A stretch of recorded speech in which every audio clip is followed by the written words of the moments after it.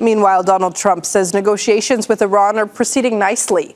The U.S. president is now linking a potential deal with Iran to the Abraham Accords, asking several countries, including Qatar and Saudi Arabia, to normalize relations with Israel if an agreement with Tehran is reached.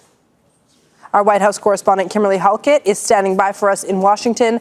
But first, let's go to Al-Miqdad Al-Ruhaid in Tehran. So Al-Miqdad, while negotiations continue at these high levels, we now have this delegation here in Qatar. What more can you tell us about what's being said about this trip?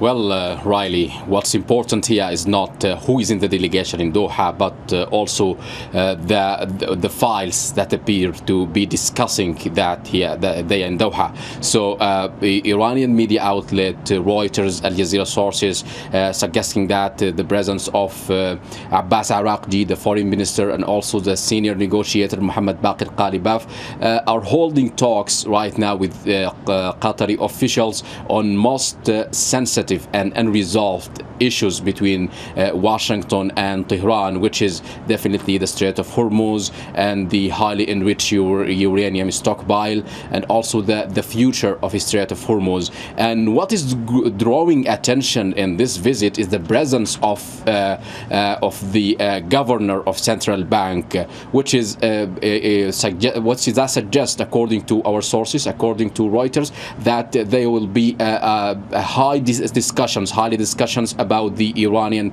frozen assets, which is over the past few or several weeks, it's one of the key issues for Iranian.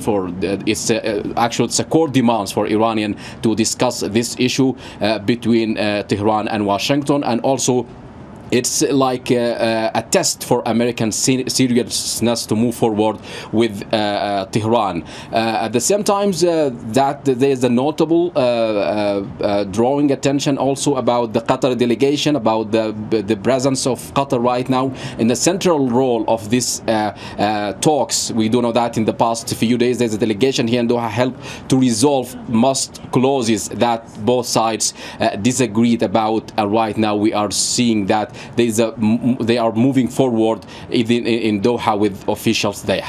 All right, let's go to Kimberly Halkett now, who is live for us at the White House. Kimberly, the president has been commenting again today, now linking a deal with Iran to the Abraham Accords. What more has he been saying on that front?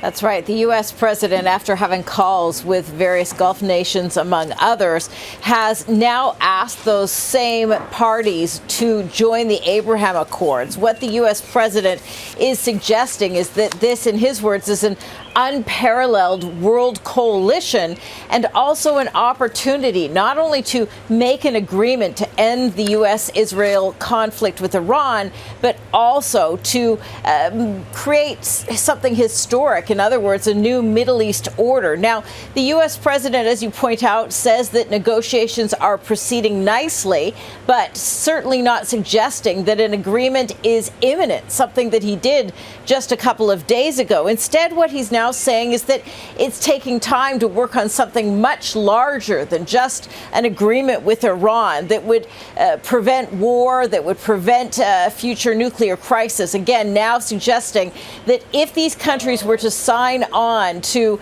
the Abraham Accords, not only would this create a new geopolitical body, but it would also encourage the economic opportunities that he believes is needed in the region. Al Jazeera's Kimberly Halkett live for us at the White House, and our thanks to Al-Miqdad Al-Ruhaid in Tehran as well.